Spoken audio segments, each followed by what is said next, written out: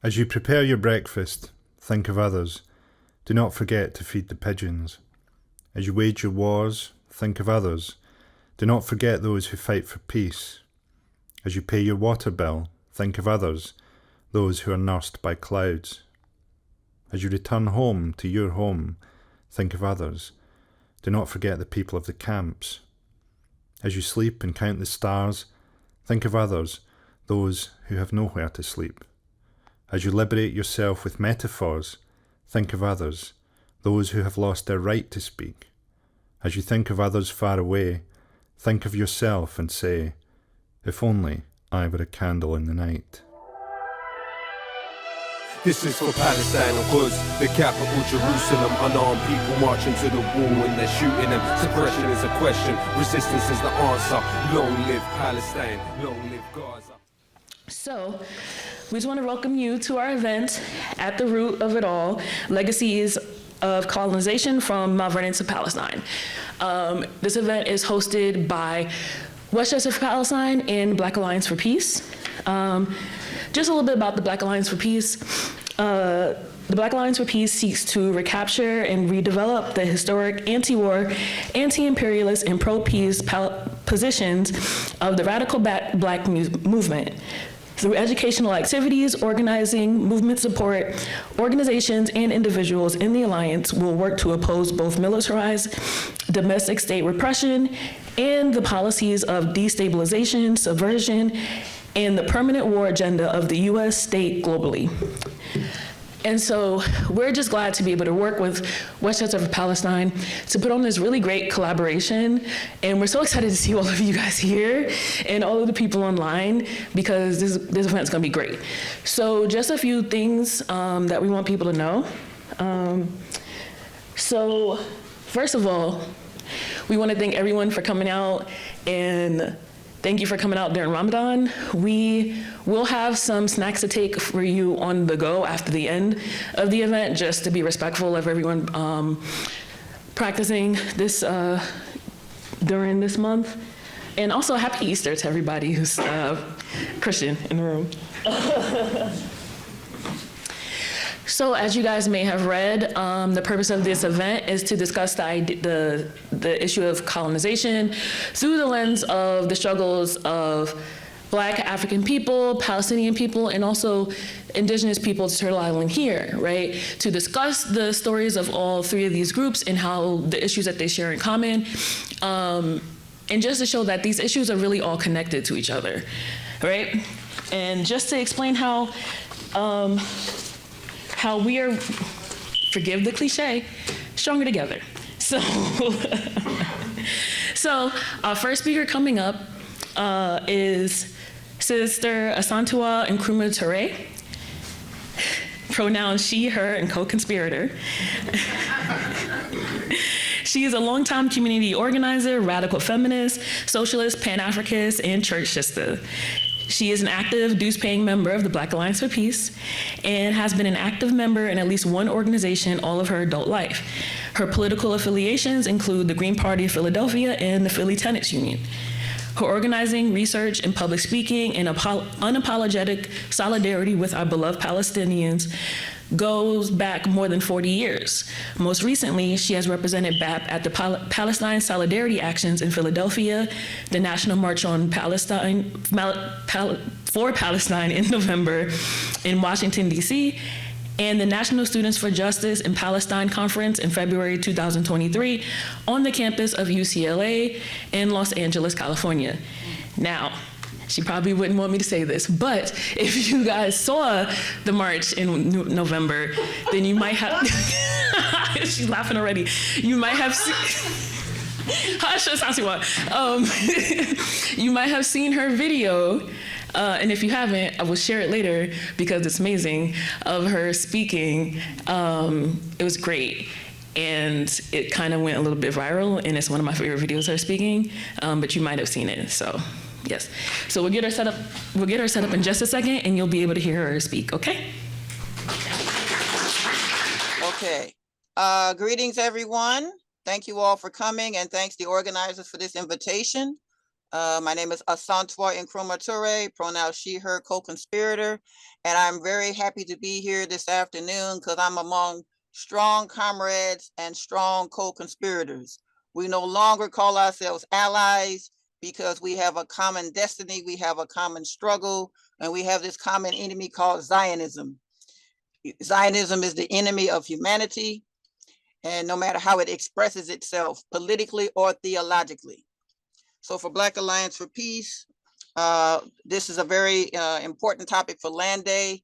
As Malcolm X taught us, land is the basis of all freedom, justice, and equality. So for Black Alliance for Peace, I would just add that when it comes to our beloved Palestine, the solidarity between African and Palestinian people goes back decades to the years before the modern civil rights movement to the present, and many BAP members have also visited Palestine. Our solidarity with the Palestinian people and all their resistance forces is firm and unapologetic. So next page, next slide, I'm sorry. Okay, so for those who are not familiar with Land Day, every year on March 30th, the Palestinian people commemorate the 1976 Land Day, during which Palestinians and Zionist Israel went on a general strike and organized mass demonstrations to protest Israel's theft of their land. Israel's police killed 6 people and seriously wounded many more. The protests were not only against the brutal land theft, but also against the settler colonial policies of erasure. Next slide. So just some key terms. I think for many of you in the audience, you may be familiar with these, but there are, of course, many terms that we use in our movement, but just to narrow them down a bit, Zionism, a political ideology that seeks to confuse religion, nationality, race, etc., to justify theft of land, erasure of culture and history, wars of conquest, etc. Zionism uses Judaism to justify its crimes against the Palestinians, though Zionism and Judaism are not the same. Also, along with that, we as anti-imperialists, we as leftists may also make clear that who are and are not Semitic people. Zionism is anti-Semitic because it's anti the people who are indigenous to Palestine and that part of the world. Colonialism, when a country, for example, France, pushes its power and control onto another country for economic and political gain, i.e. unfair influence on government decisions, exploitation of natural resources, cultural erasure, etc. For example, Algeria in Northern Africa and Haiti in the Caribbean are both colonies of former colonies of France. Settler colonialism, and this brings us really to what we're discussing today. Settler colonialism, when a group of people settle into another country, take over, displacing, injuring, or killing the original indigenous inhabitants. Examples of this include the Europeans that settled into Palestine, the Western Hemisphere, Australia, New Zealand, the British into Northern Ireland, etc. Next slide. All right. Okay, so this piece is one of my favorites of Malcolm X. This is his piece, Zionist Logic. I won't read all of that, but you can find it anywhere online. It's dated September 17th, 1964, was written, published in the Egyptian Gazette while Malcolm X was in Egypt at the invitation of Gamal Nasser. That's very important because at that time, a lot of activists, a lot of organizers were visiting Egypt and other parts of the African continent, meeting all these different leaders, really engaged in anti-colonial struggle. So when you get a chance, please take a glance at Zionist Logic, and what he said in 1964 is very relevant to us today. Next slide. All right, so for myself, I was once a member of the All African People's Revolutionary Party. Thus, I organized and was mentored by so many people who were members of the AAPRP, but were also former members of SNCC, the Black Panther Party, the Black Liberation Movement, etc. So here we have my big brother, Kwame Ture, known by his former colonial name of Stokely Carmichael, meeting with Yasser Arafat. This picture is from the 1970s, I think mid to late 1970s. The middle picture, again, Kwame Ture, our sister Ethel Minor, and then Kwame Nkrumah, the first president of independent Ghana. Ethel Minor is very dear to all of us in our movement, in our Palestine Solidarity movement, because she helped to first politically educate SNCC. She traveled several countries in South America, met students from Palestine, from Lebanon, other parts of the Middle East, came back to the US and wrote an article, a series of articles, one of which is there, Third World Roundup, The Palestine Problem, Know the Facts. So imagine you're a young woman in SNCC and you're in our movement and you meet these people and you're so inspired and impressed, you want to share that with other people, you want to share that with others in your organization. And as many of you know, is at that point that SNCC became quote unquote controversial. They took a strong position in solidarity with Palestine and against Zionism. And around that time, a lot of people, some of them who were more liberal in their politics, they left SNCC or they refused to donate money. It caused a lot of controversy, but I'm so thankful that all of the people who were in SNCC at that time and other organizations since stayed firm, maintained that anti-Zionist position. And now we see the benefits today, looking at all the Palestine actions going on. Next one. Okay, the picture on your left is from the first Pan-African Cultural Fest in Algeria in 1969. So people in this picture here, you have Eldridge Cleaver on the far left wearing glasses, other members of the Black Panther Party, members of the PLO, and the gentleman sitting kind of facing with a shirt jacket, that's former Algerian President Ben Bella. That picture is classic. The picture on the right that says Vietnam to Palestine, the struggle, one struggle, many fronts. What's significant about this is at this time, 1972, more and more people were making the connections about different struggles. Also, this picture says something to me anyway, from people that I've met. A lot of our Jewish comrades who were in the anti-war movement, going through all of that, they had to also struggle in their Jewish community about the issue of Zionism. What we see now, more and more of our Jewish comrades taking a more explicit, a more public anti-Zionist position. One young man has been quoted saying that he never realized how brainwashed he had been until what happened in October. So next slide. Okay, other examples of solidarity and really trying to know the world. This is a picture of members of Black Lives Matter, Dream Defenders, and some hip hop artists, because I know some people in this picture. They were in Palestine in 2014. All right, next slide. Okay, need we say more about our dear Baba, Nelson Mandela?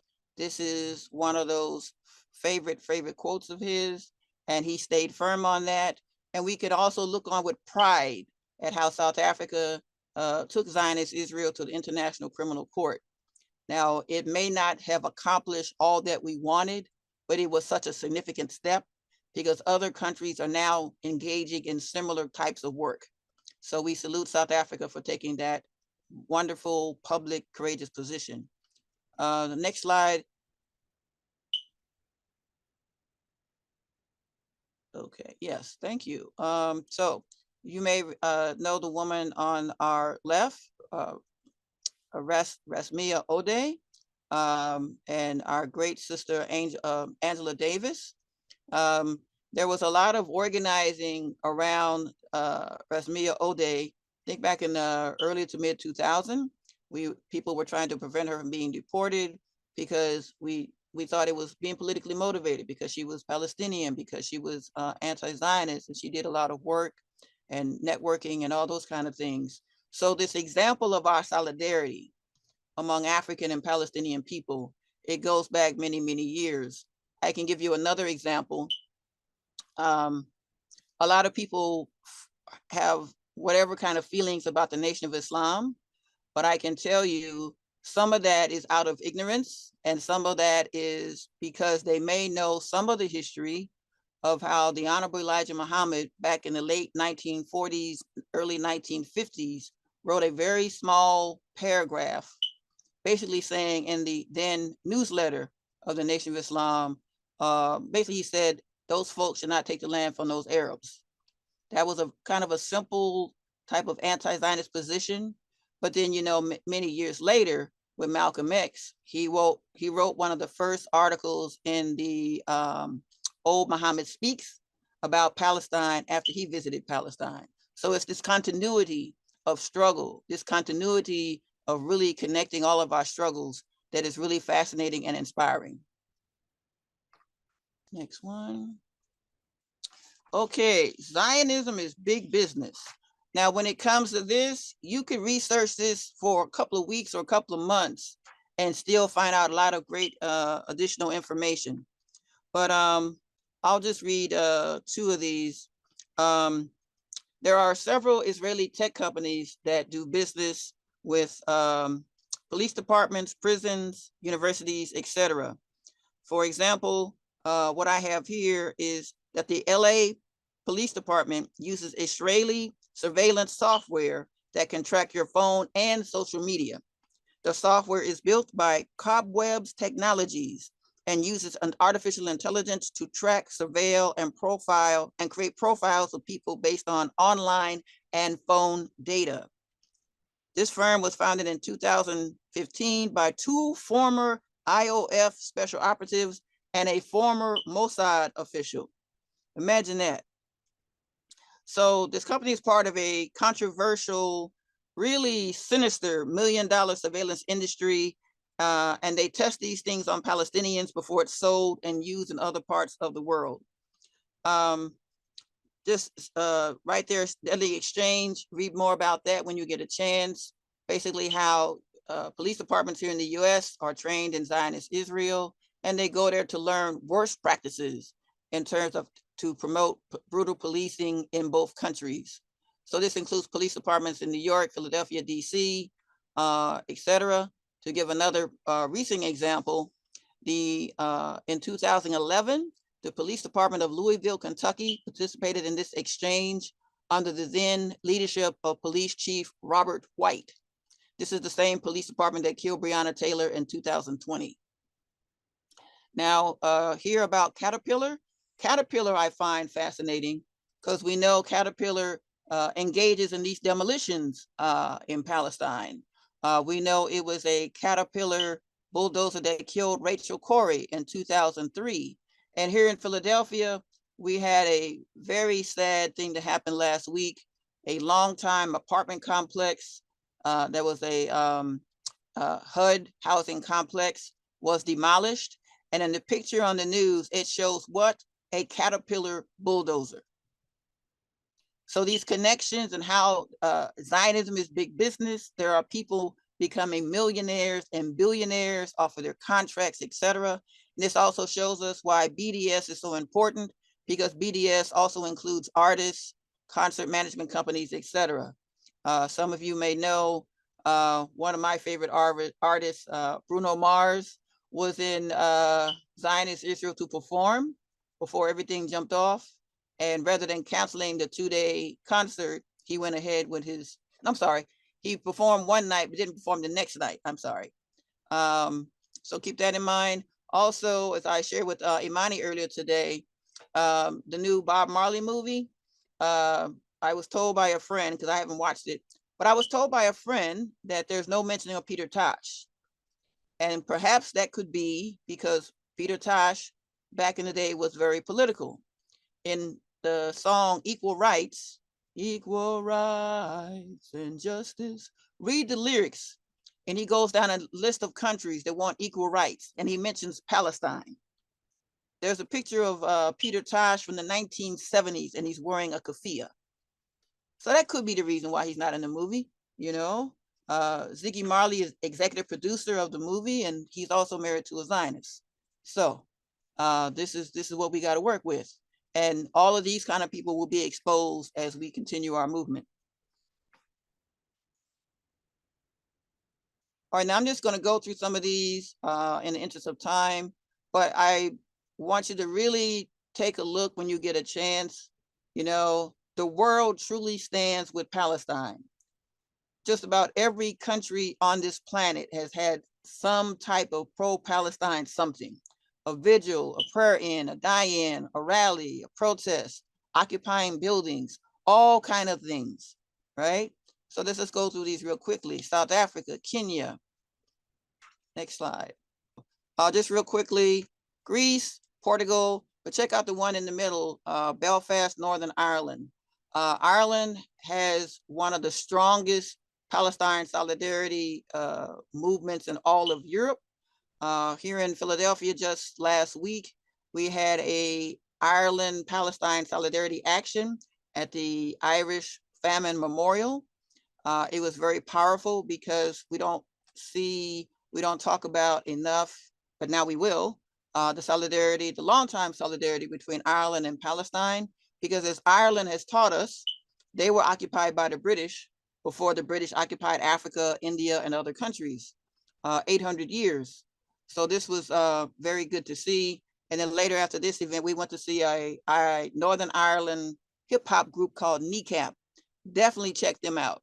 At the concert venue, they brought up the Palestinian flag, and everybody went crazy, waving their Irish flags or their Irish colored keffiyehs. It was really, really great. So this is skip through. Next slide. There's Hawaii, Tokyo, Japan, Seoul, South Korea. When you get a chance, check out the video of the pro-Palestine rally in Tokyo, Japan. It is incredible. Next slide. Slide on the picture on the far left.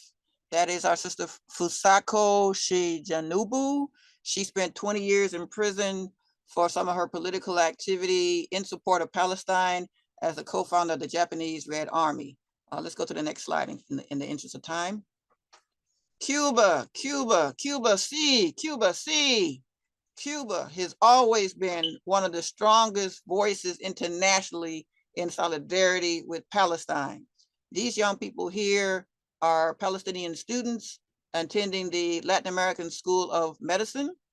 Some of you may know of that program. Students are there from all over the world, but including Palestine, including Africa, even included from some indigenous nations here in North America. They go there to study medicine, get a quality education, and they go back to their respective communities to serve the people. Next slide there, from Palestine to Standing Rock. Another great videos and pictures I've seen are the different indigenous tribes attending all these events in solidarity with Palestine, really breaking down the history of settler colonialism and the many ways it manifests itself. It's just really been great to see the world really come out in solidarity with Palestine, and we look forward to more of that. So I'm just gonna try to go through this really quick. Next slide, just some resources you can read at another time when you get a chance. I think I should close now. If Imani or anyone else wants to share those lists of resources with you sometime later, please do. A lot of great books, great articles. Some of you may have heard of Susan Abu Hawa.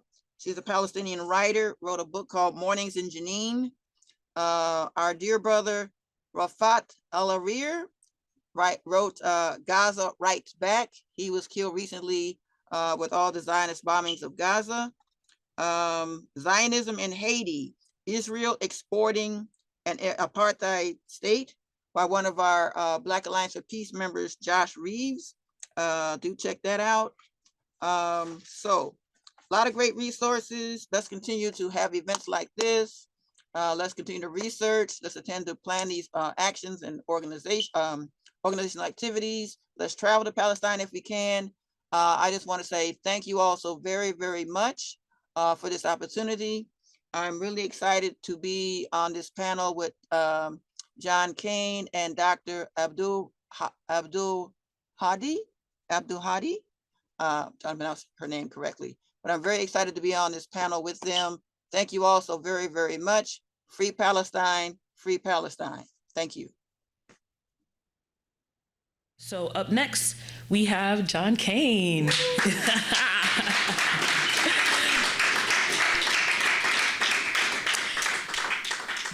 John Kane is a Mohawk man from Cattaraugus. Thank you. And of the Seneca Nation, and has a direct connection to the people and territories of the Six Nations. He hosts the weekly show Resistance Radio on WBAI and other Pacifica Nations stations. He also hosts Let's Talk Native, the only Native talk show in Western New York.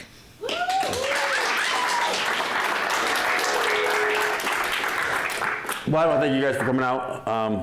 I might be a bit loud because I'm a bit loud. My name is John Kane. My Ungwe name is Garhio. I am Mohawk, or more accurately, Gunyagahaga. My wife is Oneida, or more accurately, did I set off an alarm? No. Or more accurately, Onyotaaga. We live in Seneca territory, also more accurately, Onondawaga.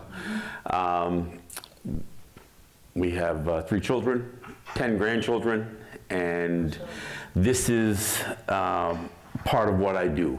Not just radio and not just podcasts, but I'm actively engaged in trying to correct the effects of colonization. And let me just be clear. I mean, I don't know that I'm going to make everybody comfortable with some of the stuff that I say. We say colonization, we say imperialism, we say Zionism, we say these things, but we mean theft. We just mean theft, the taking of lives, of land, of resources, wealth. That's what it is.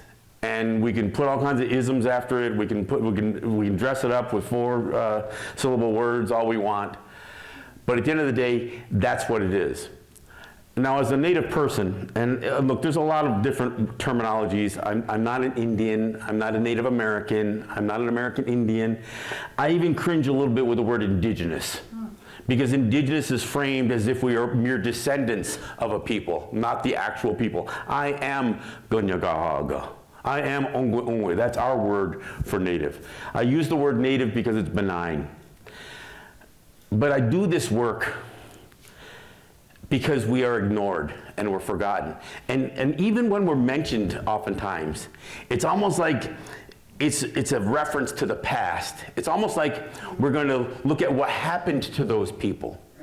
And even when we see things like Standing Rock, even when we see some of these things that put us in the news for a little while, most people just can't fathom the idea that we are still going through this on a daily basis. And it's not right-wing and left-wing. It's not Republicans and only and not Democrats. Kathy Hochul, the governor of this state, she squeezed $500 million out of the Seneca Nation, $2.2 billion in total from New York State, out of the Seneca Nation alone. Money that they need for their own people. New York State, you know what $2.2 billion is to New York State? It's barely anything. But it's a lot to our people. So it's not just about the Republicans, it's the Democrats too. And I'm not saying this I know people are trying to sign up Democrats, and I get that. But you know what?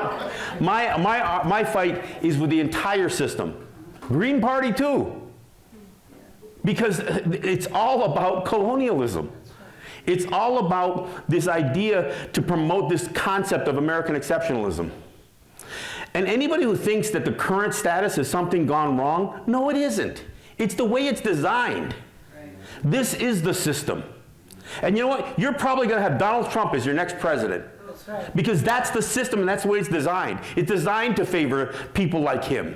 White supremacy. The country's built on white supremacy. It's built on the doctrine of Christian discovery. Christian discovery.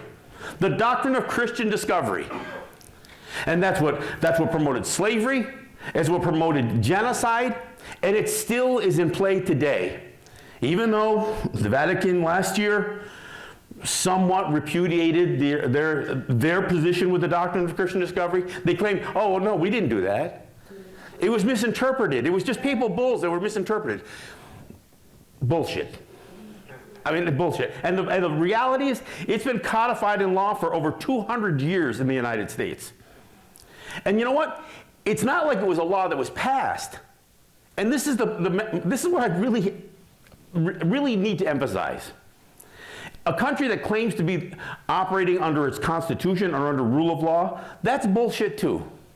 Because there are certain legal principles that are not passed as laws. They just get embedded into US law because a Supreme Court justice says it. Justice John Marshall, 1823, takes the doctrine of Christian discovery and he makes it part of US law. And he says that we are like the animals, meaning indigenous people. That we merely just exist. That we can't hold title to land. Even though 10 years before that, or I'm sorry, 30 years before that, the United States entered into treaties with my people, the Six Nations. And they said, we acknowledge that the land is yours and we will never claim the same, nor will we disturb you in the free use and enjoyment of your lands. 1794. But in 1823, Justice John Marshall says, no, Native people can't hold title to land. Ruth Bader Ginsburg, your liberal darling of the Supreme Court, God rest her soul. That's sarcasm, sorry. She cited the doctrine of Christian discovery in 2005. So the Jewish lady on the Supreme Court cites the doctrine of Christian discovery in 2005. Not 200 years ago. 2005. And she cited it specifically, again, my wife's Oneida. This was the city of Sherrill versus Oneida, 2005. The Oneidas were reacquiring lands that were previously defrauded from them. And she cites that. And she actually does a definition of the doctrine of Christian discovery. She says, the title of the land became vested, or that were occupied by Native people, became vested in the sovereigns. First, the discovering nations of Europe, then the states, and then the United States. She didn't say how that happened. Well, I'll tell you how it happened. Justice John Marshall said, the mere casting of eyes upon us by the Christian nations of Europe meant that we were conquered. He says that it was an arrogant pretension. Yeah, I'll say it was an arrogant pretension. So they basically equated discovery, their notion of discovery, with conquest. I'm going to tell you, in the history of the United States, there was probably only 50 tops armed conflicts with Native people. 50 tops. And you know what? The United States didn't win them all. So how was that conquest? And yet this is where we are. 100 years after they codified that into law, they passed a law called the Indian Citizenship Act, where the Senate and Congress voted almost unanimously, and they declared that Native people were U.S. citizens. 1924, we're coming up on the 100th anniversary of the Indian Citizenship Act. Now, we were never citizens of the United States. In fact, we're outside of the U.S. Constitution. So how do you deal with the people that live on the land that you want? And your Constitution clearly says, and we're mentioned 3 times, just so you know, 3 times we're mentioned in the U.S. Constitution. Once in the apportionment clause of the Constitution, it said, and it calls us Indians not taxed. And basically what they say is don't count us. Don't count us for apportionment of taxation or of representation in Congress. We are not yours. They are not a part of us, is basically what it says in the apportionment clause. Then we're mentioned in the treaty clause where it says the president has the power to negotiate treaties with foreign nations and with Indian tribes.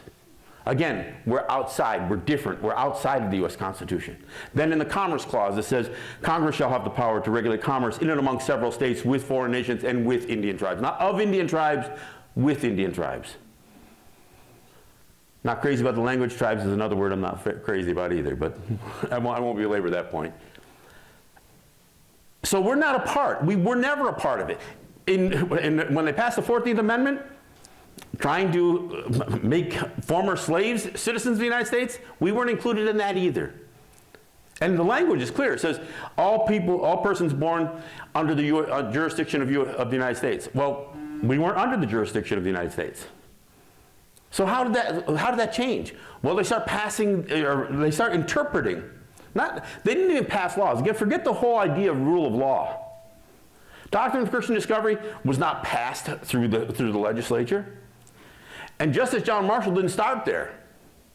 In the next case that he ruled on, that was Johnson v. McIntosh, and the next case that he ruled on, which was Cherokee versus Georgia, he basically said, Native people are like wards of the state. He said we were like wards of the state. And he said that we were not sovereign nations. So he creates this notion that the United States is our trustees. Now, I don't know if any of you saw Killers of the Flower Moon, the movie about the murder of the Osage. Well, or read the book, better yet.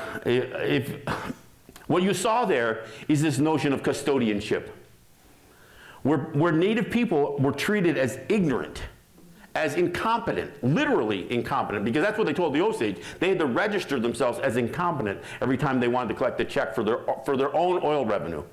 They were not trustworthy, and they were incompetent. So that's 1920s. Well, when they passed the Indian Gaming Regulatory Act in 1988, they said the same thing again. Native people are incompetent, and they aren't trustworthy. They can't run their own gaming enterprises. So we're going to make them enter into a contract with the state that they're residing in. In our case, the state of New York. That's how Kathy Hochul squeezes $2 billion out of the Seneca Nation. And you know how she did it? She froze their accounts. She froze all of the Seneca Nation's operating accounts. They couldn't make payroll, they couldn't pay vendors, they couldn't provide any of the services. She did it on a Friday, hoping she could squeeze them tight enough so by Monday they'd cough up that $500 million. And then you know what she did with the $500 million, right? You don't know?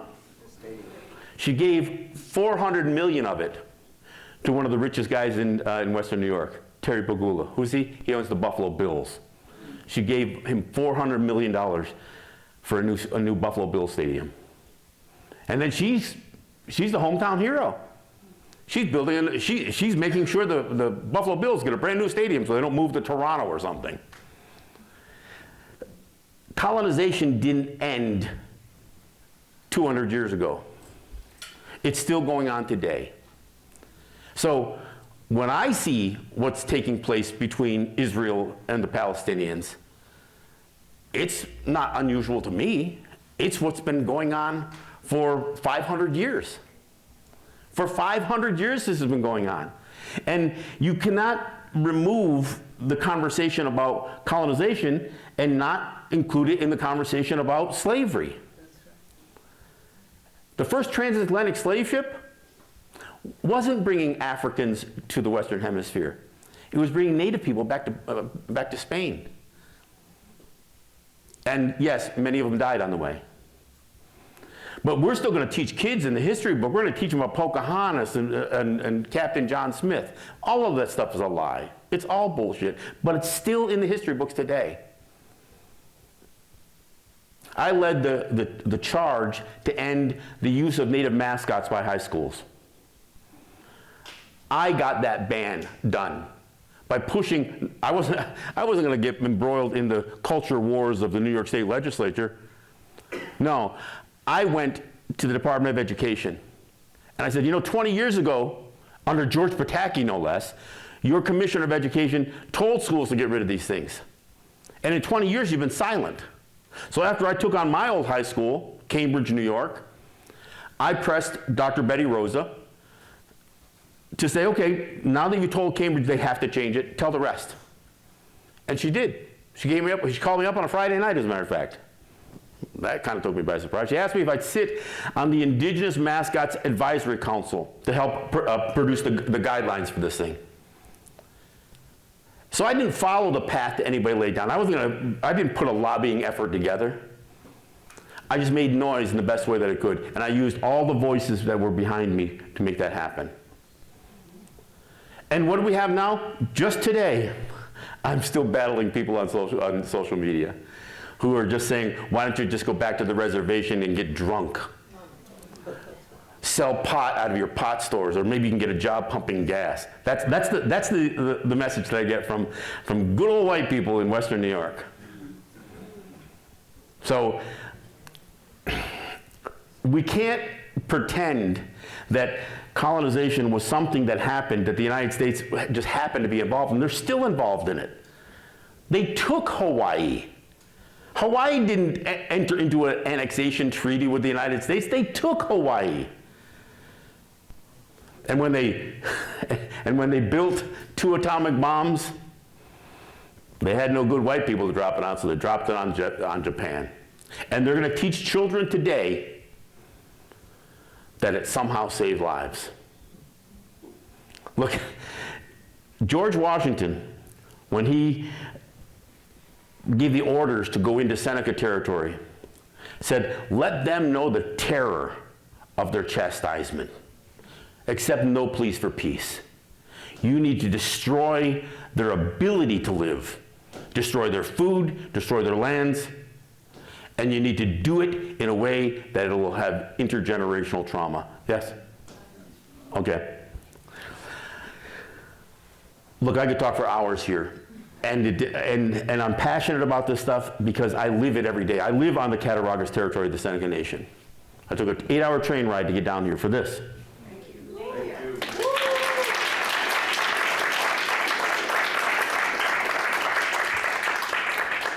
I think we need to hold the United States accountable. It's great to try to pull Israel into a criminal court. The United States is criminal. The United States and the United States, Canada, Australia, and New Zealand were the only 4 countries that voted against the UN Declaration on the Rights of Indigenous Peoples.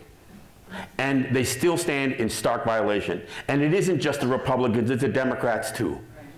And it's not enough to say, okay, even though it says free, prior, and informed consent is what is required to do anything that impacts indigenous peoples, and this is the minimum standard that the UN DRIP is. So when I hear Barack Obama says, well, I'm gonna sign an executive order that says consultation is required. Consultation is not consent. That's right. Consent says we have the power to stand up to the things that you do that oppose us. Look, they still built a pipeline through Standing Rock. They still built it. It didn't matter that 10,000 people showed up. And you know what? After the whirlwind of activity that was caught on the news, how many people still think about the pipelines that are going through native territories? We actually have, where I live, we actually have residual effects from the West Valley Nuclear Test Facility, which is where they were storing nuclear waste. It comes into our creek, the river, the Cattaraugus Creek that flows through Seneca territory. So when we talk about the legacy of colonialism, it isn't just legacy. It's an ongoing physical act that takes place. So while I do stand here in solidarity with the Palestinians, more importantly, I stand in opposition to what the United States is doing. I mean, didn't they just authorize like 1,500, 2,000 pound bombs to be sent to Israel just yesterday or something like that? I mean, this is the country that you are a part of. And if you feel powerless, then you have to do more than vote in an election. We all have a bigger responsibility. We have to do more. And when those people do get elected, I don't care which party gets elected, they need to be held accountable. And you know what? They shouldn't feel safe. And I'm not threatening violence here. But no one should feel safe if you're a part of continuing this violence against people. So look, I'm not going to take any more time. I appreciate the time that I was given. I appreciate the invite to be a part of this thing. And I want to thank some of my listeners that made it into the room and follow me on Facebook and the like.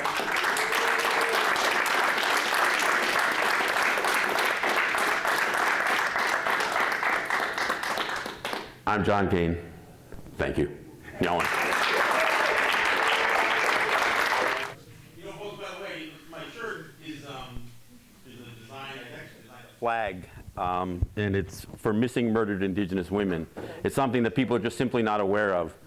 So in 4 weeks of coverage of the missing Gabby Patino, back a few years ago, you'll probably remember that, the pretty little blonde girl.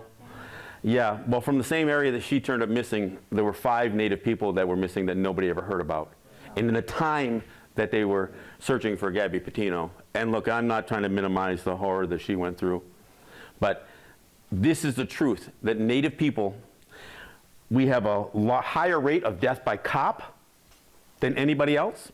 We're a small population, so the numbers don't seem very high. But as far as the percentage of our population, Native women experience the highest rate of violence and sexual assault than anybody in the country. That's not by accident. And it's not like there's some sort of genetic predisposition for Native people to have to experience this. It's set up, it's policy driven. So is the poverty on Native territories. It's policy driven. So in case you were wondering what the shirt was, I just wanted to explain it. Thank you. Okay, and finally, the main event. We have Dr. Rabab Abdulhadi. Dr. Rabab is an internationally known scholar and distinguished professor committed to community development and student engagement alongside her extensive academic work, publication, and teaching schedule. She is the founding director and senior scholar of Arab and Muslim Ethnicities and Diaspora Studies at San Francisco State University. She developed the Amid Studies as an academic minor with courses such as Palestine, Islamophobia, civil liberties, gender and modernity, borders, colonialism, imperialism, and resistance, Arab literature, Arab media images, and Arab revolutions. Dr. Abdulhadi has been recognized with scholarly and community honors and awards, most recently including the Dr. Clifford L. Oida Humanitarian of the Year Award by the Day of Remembrance Consortium. Her other awards include the Angela Davis Award for Public Scholarship, the Middle East Studies Association, the Lifetime Achievement Award by the Middle East Association, the Georgina Smith Award by the American Association of University Professors, and there's a bunch more on here, and we'll be forever listing because she's a very accomplished scholar. But clearly, she is an amazing scholar and amazing activist, and we're just looking forward to hearing from her. So please give her a warm round of applause. Thank you. Thank you. Oops. Is my mic okay? All right. Yes. Let me just get settled here and open my notes.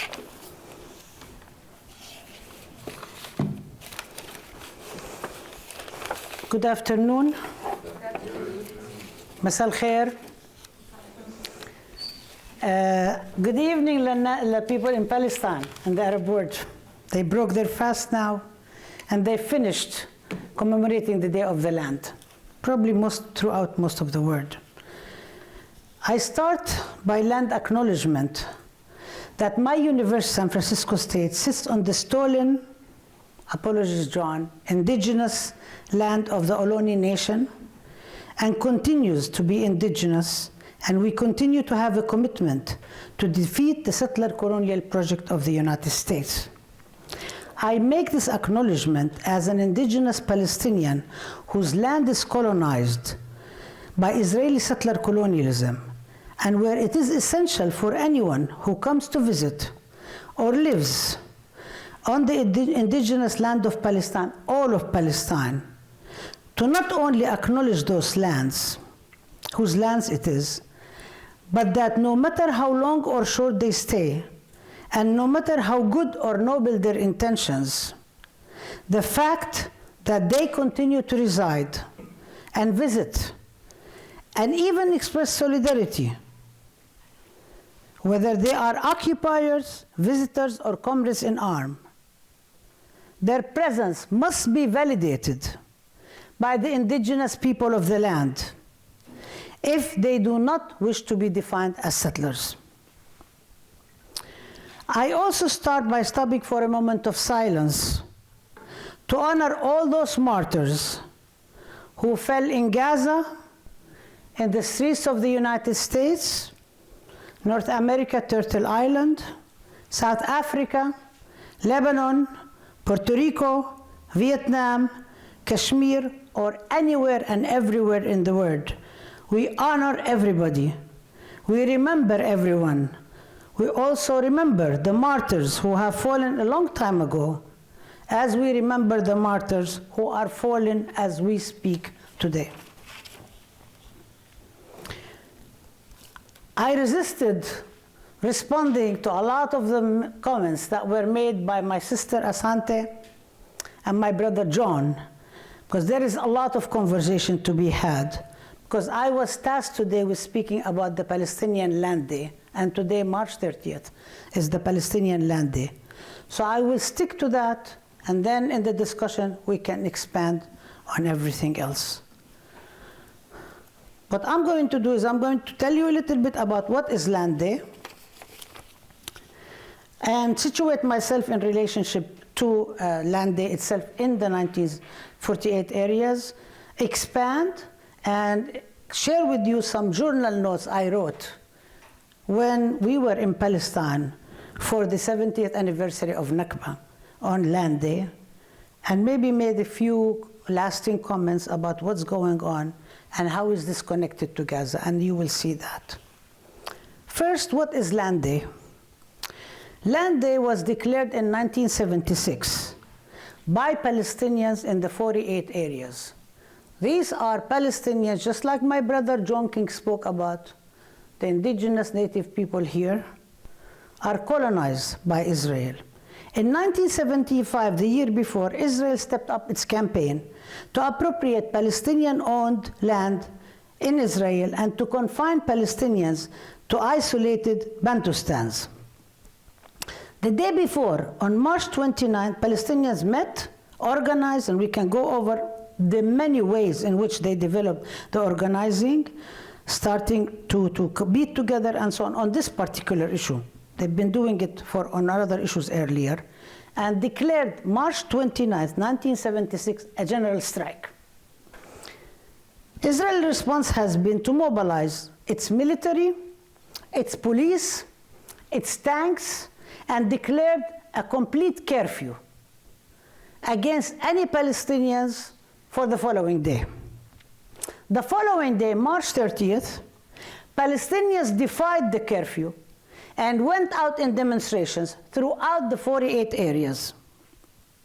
As a result, 6 people were martyred, killed by the Israeli military. Mind you, these are supposed to be citizens of the state of Israel. We're not even talking about what people call the occupied areas, the West Bank and Gaza and Jerusalem. We're not talking about Palestinian refugees throughout the world and refugee camps in Lebanon and so on. These are supposed to be citizens of the state of Israel that claims to be the only modern, civilized, and democratic country in the whole of the region. Just keep that in mind. 6 people were killed on that day, and I just want to mention their names to honor them. Can you, oh yeah, this is part of our protest. If you can move the next slide, if you don't mind, please, because it shows, yeah. So this is the memorial that is made for them in Sakhnin. Their names they were killed in Sakhnin, in Arabat al-Battuf, and Deir Hanna. Today, by the way, Deir Hanna was one of the biggest demonstrations that took place in the 1948 areas. Their names were Raja Abu Raya, Khadr Khalaile, Khadija Shawahne from Sakhnin, Khair Yassin from Arabe, Muhsin Taha in Kufr Qanna, and Rifat Zuhairi from Nurur Shams refugee camp in Tulkarem, was killed in clashes. Over 300 people were detained, more and more victims, but I will spare you the details. I speak of the Day of the Land also because I actually have a very personal connection with the president of the Palestinian Following Committee that was chairing the Day of the Land, the Tawfiq Zayed, the former mayor of Nazareth, the Palestinian former mayor of Nazareth. And we're going to hear his poem, very well-known poem, Unadikum, that he wrote, and it was composed by a Lebanese composer, Ahmed Qabour. And it also shows the unity between people. We can discuss that. In 1976, actually, I went and participated in a Nazareth work camp in Nazareth. I come from the West Bank, from the city of Nablus. We're not actually allowed to sleep overnight inside the 48 areas. We could be picked and arrested. I was studying at Birzeit University. I told my parents that I'm going to stay that weekend to study, and then went to participate in the camp. Unfortunately, one of my friends told my parents, and my parents were very upset, very worried that I would be arrested, and I would be, the house will be demolished, and they will be deported, and so on. And I don't regret it. I regret that they found out. I wish they didn't. But I knew Tawfiq Zayed through multiple ways, including when I was studying in the Soviet Union. He would come a lot. He wrote a lot of books around that and so on. But I think it's really important to talk about the way that John was talking, linking the past and the present, that the land appropriation and the takeover of the land has never stopped by Israel. As a matter of fact, just today, let me just get my, just today, Israel confiscated 27,000 dunams in the West Bank. Today, 27,000 dunams. They claimed that this was under the pretext of protecting natural preserves. This is a country that actually pulled the trees from the forests in the Galilee, like Ain Hod, the indigenous trees, and planted European trees in their place to show a different origin, to create a different history. And as a result, fires all the time happen in there because those trees are not actually indigenous to the area. So now they're creating natural preserves in the West Bank. This is in Jericho and the Golan and the Jordan Valley. 11,000 dunams through 3 orders that are declared state land. State land in the governance of Jerusalem and Nablus, 230 dunams through 24 orders to control land for military purposes that in the future would not allow Palestinians to reach their land, to pick their olives, to till their land, and to have an income and dignified living. Just to remind us also that at the same time that the land is taken, and to connect with the martyrs in Land Day, today the number of the Palestinians who have been killed so far in Gaza, where is it? Give me a minute. It's very difficult when you do things on the phone.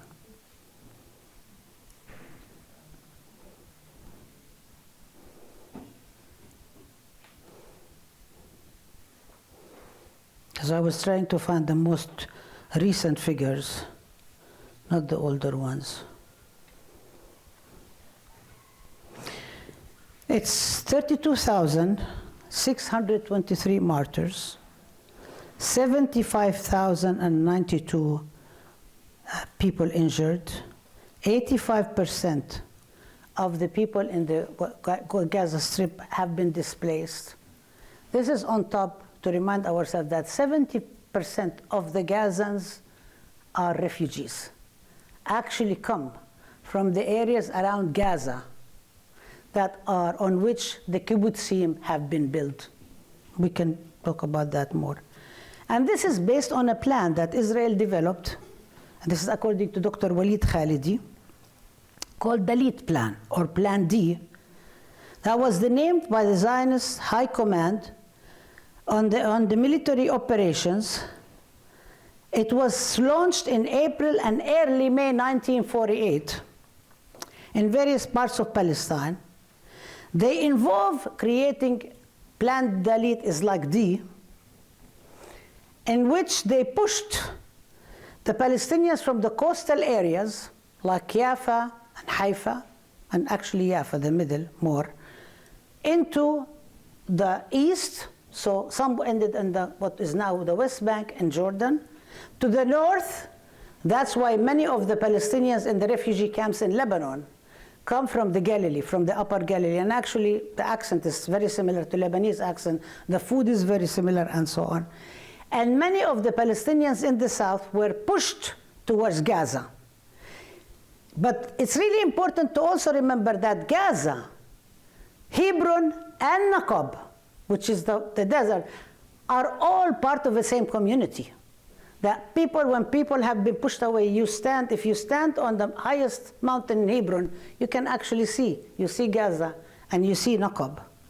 But Israel also had another plan for Naqab, where it kicked out Palestinians, created something called siyaj, fence, in which Palestinians were confined, and built kibbutzim, some of which that you hear today, their names in the news a lot, in their place. Today there are at least 45 Palestinian communities in the Naqab that are not recognized, quote unquote, not recognized by Israel, by the state of Israel. This means that the state of Israel does not provide them electricity, does not provide them water, does not provide them any services, schools, they're all on their own.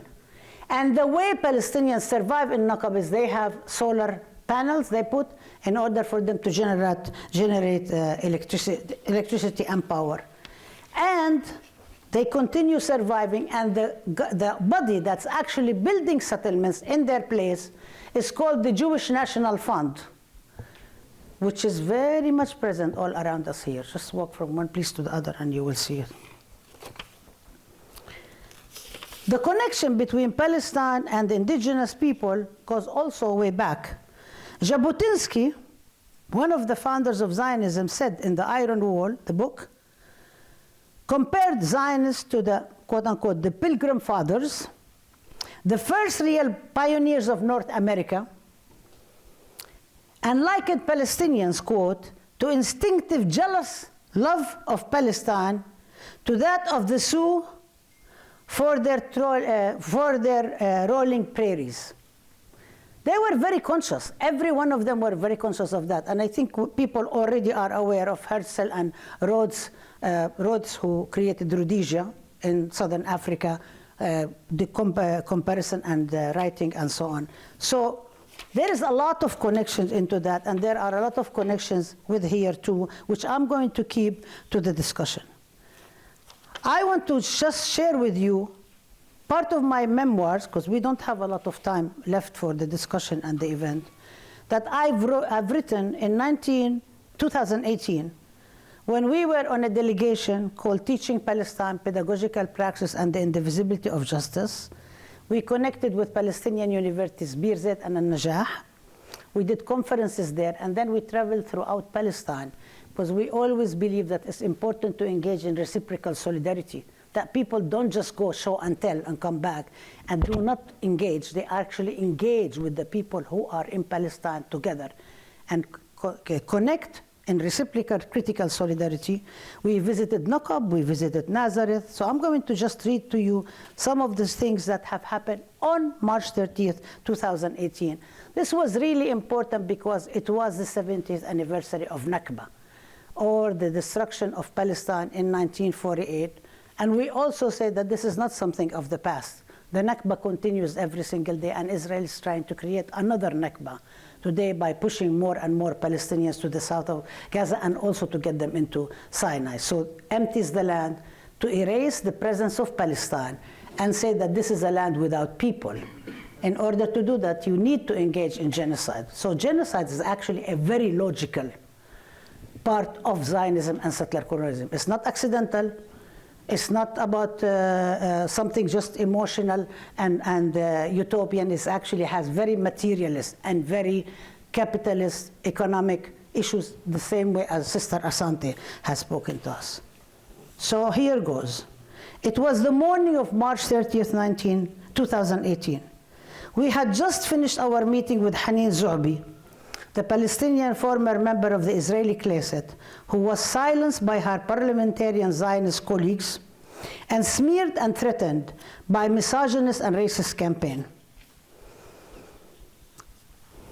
I've shared, of course, a lot of stuff about Haneen Zu'bi, including the article that I wrote in correspondence and discussion call and response with Asata Shakur that I can share with any of you later on. But in terms of the land day itself, on that day, we drove from Nazareth, where we met Haneen, to Sakhnin, which is one of the villages where Day of the Land, many people were martyrs. We wanted to pay tribute to the memorial of the martyrs and join the march. On our way, the radio of the minibus of the Palestinian driver, to whom I will refer as Abu Anas to protect his identity, was playing Palestinian resistance music. My ears perked up, and I was trying so hard to resist the tendency to sing along, as we all do. On school trips, picnics of various Palestinian women's associations, or buses, conventions of the General Union of Palestine students, demonstrations from various parts of the US to Washington, DC. We always do this again and again. But the songs were by Marcel Khalifa, Ahmed Qa'bour, Al-Ashiqeen, among others, set to lyrics of Palestinian poets, such as Ibrahim Toukan Mawtini. Many of you know that poem, that we consider to be the official anthem of Palestine, even though the Palestinian Authority created another one that has been changed so many times to fit the political situation. But we stick with Mawtini. Jawaz al-Safar by Mahmoud Darwish, or Mahmoud Darwish Sajjal Ana Arabi, write down I'm an Arab, and my identity card is 50,000, and I have 8 children, and the 9th is going to be there. Are you okay? Oh, yeah. Oh.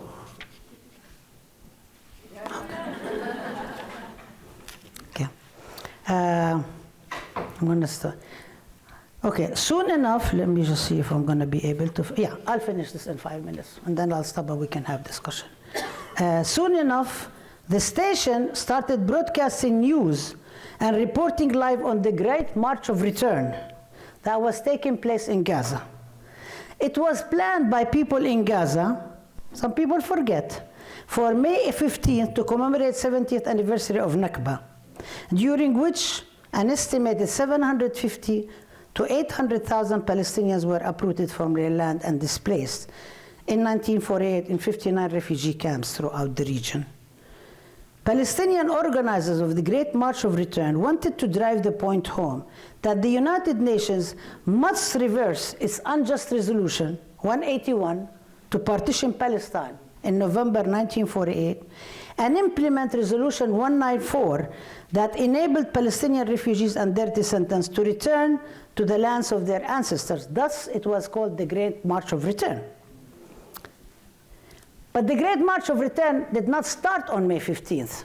It was actually timed to start on March 30th, 2018. It wasn't coincidental, it was very deliberate. It emphasized the Palestinian organic connection to the land and their refusal to accept displacement as a done deal. They rejected the normalization of the oppressive status quo, and the organizers refused the notion that geography is destiny, while paying attention to the differences in Palestinian context in different parts of the world. I was curious, I asked Abu Anas, how come broadcast from Lebanon is actually reaching Nazareth? We're right there in Nazareth, in the Upper Galilee. There's lots of mountains and so on. No static at all, whatsoever. Could this be from Gaza? Gaza was too far. Could this be from the West Bank? No, all West Bank stations are FM. They don't actually reach. They can just reach only a few cities and so on. Where was it coming from? So he says to me, no, la ya ukhti. He says, no, this is from here, min inna. Radio stations among Palestinians, the 48 areas were popping up, reproducing the narratives of resistance, the history of Palestine, and rejecting the Zionist narrative. We were going there, driving, in order to go to Sakhni, to first Kawkab Abu al-Heja, and Abu al-Heja, by the way, is after one of the families, Abu al-Heja, whose own village, Ain Hod, was completely taken over by Zionists and not destroyed, but turned into an artist colony for Israeli liberal artists, and continues to exist today. And actually, even the olive press stone is displayed in Ain Hod by the Israelis as one of the relics when they take tours around. So we went to Kawkab Abu al-Heja to pick up Fathiya Hussein. Fathiya worked with Adala, which is the Palestinian legal group that documents what happens in the 48 areas, and to go into to Mihatar, go to the memorial, and then walk from Sakhnin to Arabat al-Battuf. Next slide, please. We approached thousands who were gathered. We saw, yeah, go on to the next one, please. No, go on. Okay, no, more. No, the young women, the two women in black t-shirts. No, it's all scrambled up.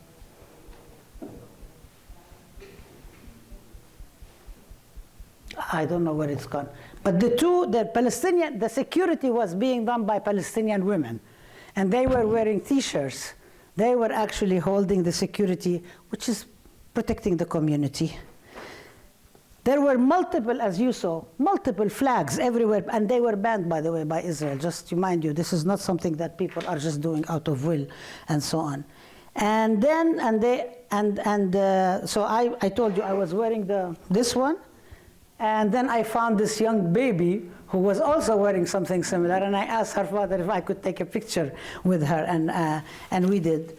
But also inside the commemoration itself, once we arrived, the big hall, huge hall, was named, this is the picture with Haneen Zobi. This is Haneen Zobi, that's here, that she was arrested about a month ago when she went to protest, have a protest for Gaza in Nazareth by the Israeli police. She's an Israeli citizen. And so we went into there. The whole tent was named after Mahmoud Darwish Hall.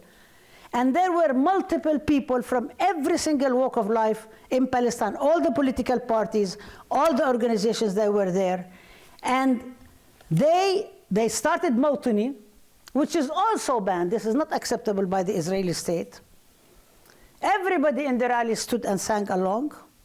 They were again defying this. Now, the sister told me 5 minutes, so probably now I have 3 left, right?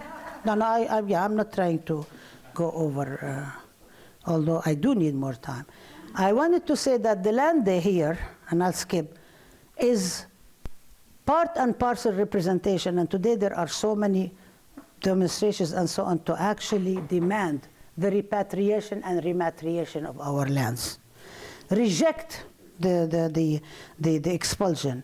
Reject the theft, whether it is Sheikh Jarrah, whether it is Silwa, Jerusalem, or the 2 last examples I will share were al-Hiran in Naqab, which was, as I told you, going to be replaced by a Jewish settlement called Hiran by the Jewish National Fund, and where we met with the widow of Yaqub al-Qi'an, who was killed by the Israelis, and the Israeli military claimed that he was Hamas, and he was a terrorist attacking them. They killed him. They couldn't justify how. And now the investigation, by the way, showed that he was walking, and they just killed him, as they did, by the way, yesterday. They killed 2 Palestinians, and they with the bulldozers tried to cover their bodies and so.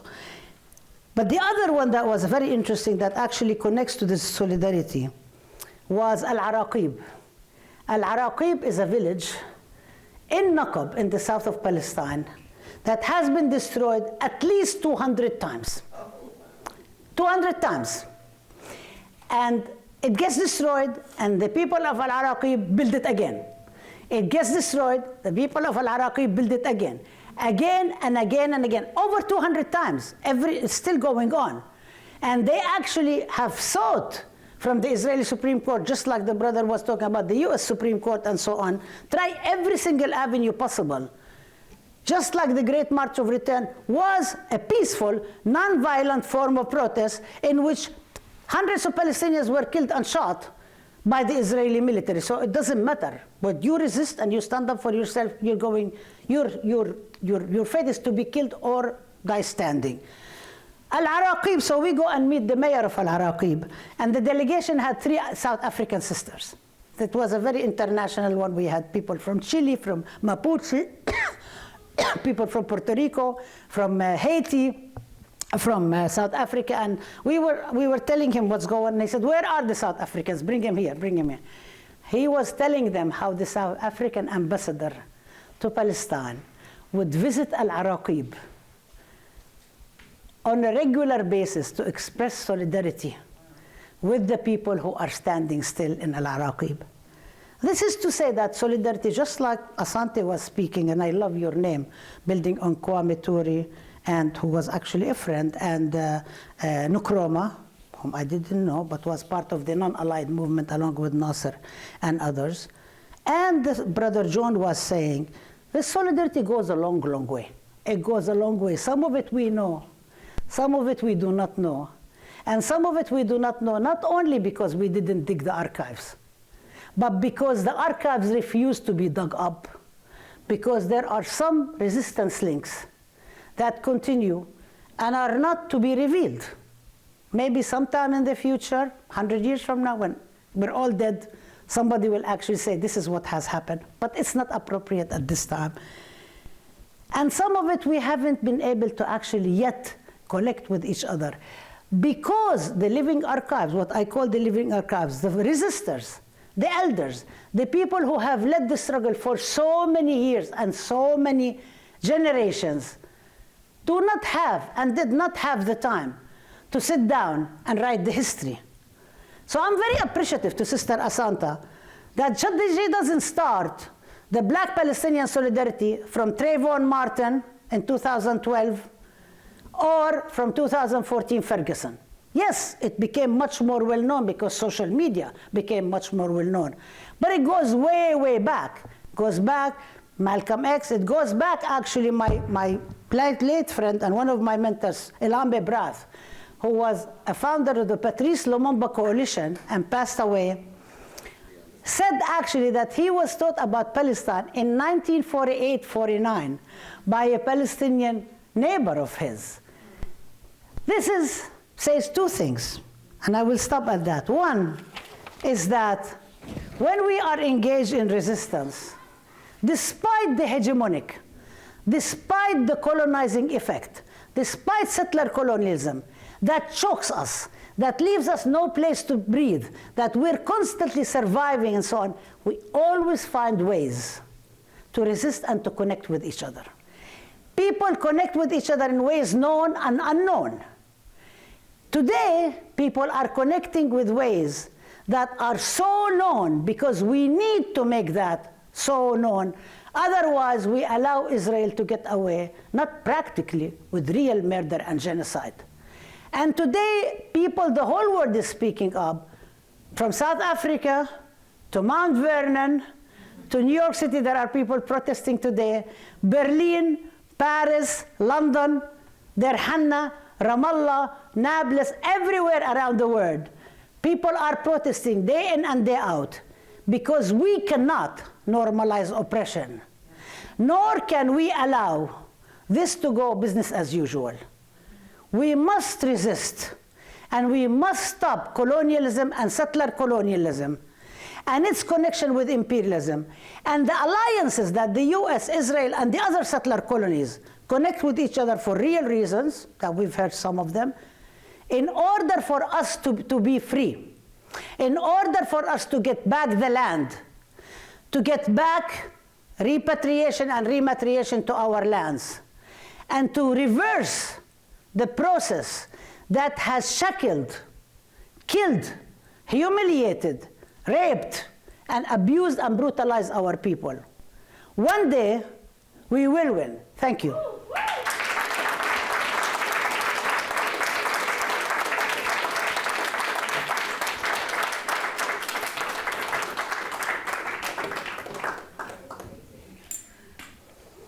We're gonna have a quick Q&A. One of our panelists has to leave really soon. If you're on the Zoom, I believe the Q&A box is open, so if you can just type in your question. Unfortunately, like I said, we're low on time, otherwise I would just allow you guys to ask the question out loud. But we will check the question and answer box. I will check it, so please feel free to ask your question. Yeah, so, and the same thing, Santua is still on there, so if you have a question for her too, please feel free to ask that. And yeah, so don't be afraid. John first because he has to go. Yeah, so feel free to ask your questions. Please, if you have any questions specifically for John, please ask them for him first, because he has to, you know, roll out in a second. And yes, let's go. Please ask at this mic so that people can hear you. Don't be scared. I do apologize. I have to take a train, so I don't have much flexibility here. So, and I welcome anybody who wants to ask me anything about what I said or perhaps something that I didn't cover. Obviously, you know, I could talk for hours on most of these issues, as both of us can. So feel free to ask something that I can address. I do have to leave literally in only a couple of minutes, so Go for it. I apologize. So go ahead. Please use the microphone if you want to be heard and recorded. I love you. Oh my God, look at you. Look at that. Go. Yes. Okay, I've heard a lot of chatter here today, and if I sound annoyed, it's because I am. So I'm going to ask a simple question. What are the next steps? And what are the plans going forward?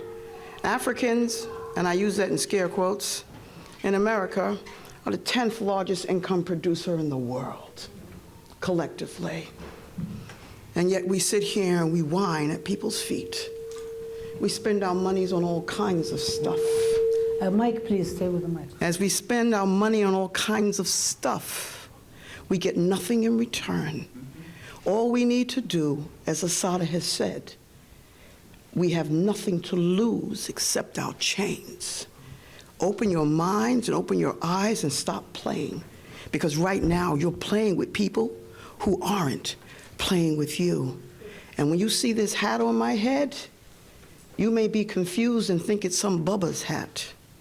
This hat was created by First Nations and African peoples. Europeans wore tricorns. And the caballeros, they rode the horses. The Moors were the people who were the greatest horse people in the world. So this didn't just start, not even in 1492. The first peoples in Europe are basically all gone. They suddenly became white. God bless them. The Irish, as she's already said no thank you. What are you going to do? What are we going to do? Thank you. Well, if you're asking me what are the next steps, I mean, part of the whole thing is that we are fighting for our autonomy, our distinction. We are not just, this isn't just about land back. This isn't about finding some comfortable place within the systems of oppression that we can hide out in. That has taken place. That has taken place with too many people in American society, and too many people globally still look to that same type of system, that they can find some piece of it that they can hide out in. We're not trying to hide out. So I agree, there are plenty of people who have resources. And while I appreciate the intent of a land acknowledgement, it means nothing to me. Okay. And because, you know what? If you're not doing anything to help us restore. We went through 150 years to 200 years of residential schools where children were ripped from our homes, sent off to these prison-like schools, sometimes thousands of miles away from their homes. Right. And in Canada alone, they've discovered over 8,000 children that have been buried in mass graves at those schools. They haven't even begun to look here in the United States. Carlisle Indian School down there in Pennsylvania, they had a graveyard. They acknowledged that there were hundreds of kids that were buried there. But that's not even counting the ones that they aren't acknowledging, or the ones that they sent home on death's door so they wouldn't have to bury them there. This has been studied. So I'm telling you, as I sit here, I'm not asking for reconciliation. I'm asking for restoration. No, I'm demanding restoration. I'm not asking for everybody to leave their homes. But you know what? There are plenty of places that we have to fight every single day to have the freedom to do the things on our own land without federal income tax, without state tax, without the governor, without the president, without Deb Haaland, who works for the white guy in the White House. So, I mean, this is, you know who Deb Haaland is? Yeah. She's the Interior Secretary. And we were supposed to fall over ourselves. Kind of like, remember when Mitch McConnell told black people, what do you mean reparations? You got a black president. Well, this is the same thing with Deb Haaland. What do you need reparations for? You got a native person sitting in the Interior Department. Great. You took one of ours and you put them in your position. So we lost one. We didn't gain one. So when I talk about the next steps, you need to figure out what your next steps are. What are you going to do to support Native people reclaiming their autonomy and asserting their autonomy? What are you going to do? Because if you're just doing a land acknowledgement, I hate to put it this crass, but when are you going to cut the check? Mm-hmm. When are you going to buy from Native people? When are you going to do something that supports Native people's existence? Because there's nothing that happens. In fact, the more and more people, I mean, and look, and I'm not condemning any person who comes to the United States as a refugee. But you know what? At some level, you're still part of the same wave that's displacing our existence here. No matter where you're coming from, or why you're coming from, or why you're coming here. All these universities, many of the universities are funded, their endowments have been funded by land grants. Well, you know what a land grant is? That's when they took native land and they told all these people, you sell it and you can use the money to fund your endowments. They also did the same, that's how the railroad got built as well. That all got built off of our resources, off of our lands, off of our futures. And yet we don't attend those universities. And then I hear people say, yeah, but don't you get to go to college for free? No, we don't. And in fact, most of those doors are closed to us. Why? Because we couldn't qualify anyway, because the educational systems that we're forced to go through, which is more systems of indoctrination, simply just don't work for us. So the question isn't, what are my next steps? The question is, what are yours? And I'm sorry, I have to leave it there. I thank you. I thank you.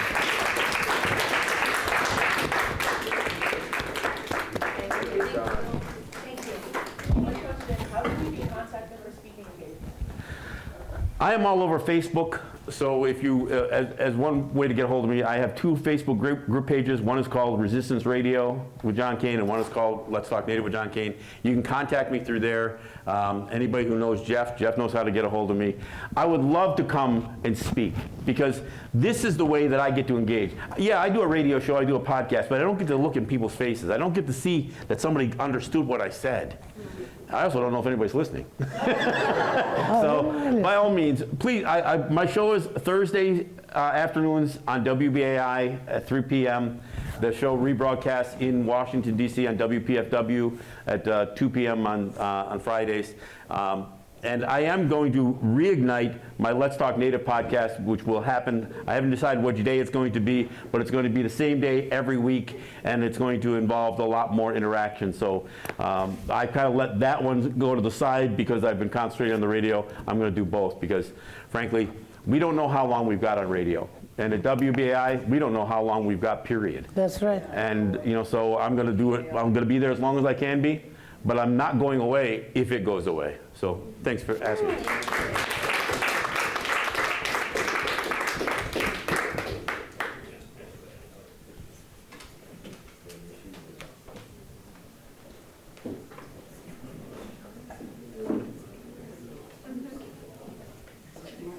Hello, Professor Rabab. Hi.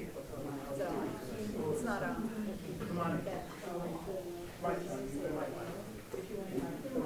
mic on? Go ahead. Oh, yeah. Hello, Professor Rabab. Thank you very much for all of the information that you provided us with, and the insight from like firsthand of being on the land during the land day time. My question is, what is the differences between what is the similarities between Black African struggle and Palestinian struggle, and what is the differences? Because by seeing the differences and the things that are common, maybe hopefully we can learn more how to work together, especially being here in the United States. Thank you. Thank you so much for this question. I want to also before even talk about the differences and the similarities, acknowledge also that we're both, where Palestine is, there is settler colonialism, and here there is settler colonialism. So if there is, no, I have a mic. I don't have. I can't stand. I'm too exhausted. Please bear with me. Okay. So I think that it's really important to think about what is it that made these things happen possible, and I think that's one thing that with the United States. Kidnapping Africans and enslaving them in the U.S., I don't think would have been possible had there not been a settler colonial state. I don't think so. I also think that as an educator, and John spoke about university and so on, and the education, I think it's really important for us to dig into history and to think, and I always say, even when people talk about Gaza, I say history did not start October 7th, it started 1492. 1490, I mean, seriously, because if you want to think about the relationship between the US and Israel and settler colonialism and so on, this is 1492. Not only were the Jews subjected to Inquisition in Spain, which everybody, by the way, knows that, but also the Muslims were too. And the Castilian kings, who might have been zealous Catholics, but I think more importantly, they were into accumulating more money, and they were competing with the English because they wanted to find a route to be able to get to India. That's not as far, no, because I'm moving around, I'm going to stop moving. Because going around the Cape of Good Hope, all the way around South Africa was too far. This is why they hired a mercenary called Christopher Columbus, and told him, go find us an alternative route. When they got rid of the Islamic and Arab rule in Andalusia, they actually forced Muslims and Jews to eat pork, to drink wine, to see if they have actually really converted. And they slaughtered everyone else. And I think this is very important to think about. And we'll add one more piece of information for people who might be interested in that, is that the only place where Sephardic Jews who came from Andalusia, had safe haven was among Arabs and Muslims. Yeah. Maimonides, Ibn Maymun, which I didn't know Maimonides was the same, because you study in English, I have no idea. Averroes is actually Ibn Rushd. It took me a very long time to figure out the parallels between the two. Maimonides was only able to find refuge when he got to Cairo. None of the southern European areas took him in. That's where he went as a religious scholar, and he settled in Cairo, and he built, and the Egyptian actually rebuilt the place where he's restored it and so on. So this history is not known. And the reason I'm saying this history is really important, because also this whole thing about saying, oh, Arabs and Jews from time immemorial, they hated each other and so on. Sorry, it's all a lie. I mean, let's dig into history and think about what has happened with the ancient nations, what has happened with people and so on. And Palestine, as a very strategic place and so on, was a place where people sought refuge. That's why there are Armenians in Palestine. There are Assyrians in Palestine. There are Kurds in Palestine. This is why, because people come, I mean, when people seek refuge, there is no problem. The problem is then when they come to actually kick you out and get rid of you and come up with all sorts of justification, theoretical, religious, whatever, the civilization and so on, in order to say, we really need to get rid of the people who are on this land, which is what Brother John was speaking about, the whole question of quote unquote. It wasn't even a discovery. The guy got lost. He did not discover anything. He got lost. That's why he called it West Indies. I mean, because he thought he arrived at India. And I think this is really important because our educational systems seeks to insist collective amnesia about the history that has happened, absolve people who have ripped off other people and colonized them and enslaved them from the accountability, and absolve the descendants today who benefit, even if they came from slave families or not. It doesn't matter, because at the end of the day, there's something called white supremacy. That's not just some kind of like prejudice. It actually has material goods to it. It has a content. It has a capital. It actually benefits certain people and doesn't. And people say, why is this? Because there is something about that we really need to recognize. I will just say one more thing about that, and this is why the solidarity movement today that has expanded everywhere, and the fact that there are many Jews who are anti-Zionists, who are actually using their location in society to show that they don't support Israel, that Israel doesn't stand in their name, and as whites saying that we are going to go and put our bodies on the line, get arrested and so on, because bail is less, there are more resources and so on. So they feel that this is their responsibility to do so, and it's the right thing to do. Okay, to think about, so if we think about this country as a settler colonial place, right? And then people say we are a nation of immigrants. I mean, seriously, really? Like, what? And everybody will come here. Indigenous people did not say everybody will come here. So you really don't have the right to welcome anybody to somebody else's land. So, it's really, this happened a lot after the Muslim ban, and it's very offensive. I mean, if it's offensive to us, imagine how it is for the native people here. I think so. So there is a very similar makeup, creation of Israel and the United States as settler colonies. But I think there is a difference, because sometimes when we speak about race, and I know Hadil asked me about the solidarities, but I think it's also race is a very important thing to talk about. That race does not operate in the context of Palestine and Israel in the same way. So people come and say it is the same. No, it's not the same, because the people of color, Jews of color, for example, Ethiopian Jews from Arab and Muslim countries and so on, were not kidnapped. I mean, yeah, the Ethiopians were, but they were willing participants, honestly. I mean, when Israel went to Ethiopia, put them on the planes, made a deal with Jafar Numeri of Sudan to go fly over and brought them. But they were actually willing participants to be kidnapped. So they weren't really kidnapped. But this is very different than the question in the US. This is very different than the racialized question in the United States that built on settler colonialism, because nobody had a choice. People were kidnapped against their will, and we visited in Senegal one of the. I mean, I don't really even know. Like, I can't even begin to know what does this feel like to have no freedom. Everybody, all your being is controlled by somebody else. And the whole question that John was speaking about the whole, that being into a custodian, this whole patronizing relationship between the colonizers and the colonized, the oppressors and the oppressed, that people who are oppressed do not know how to handle their affairs, are incapable, they are of a minor child. And there's a lot of references to that, which was a Palestinian British mandate.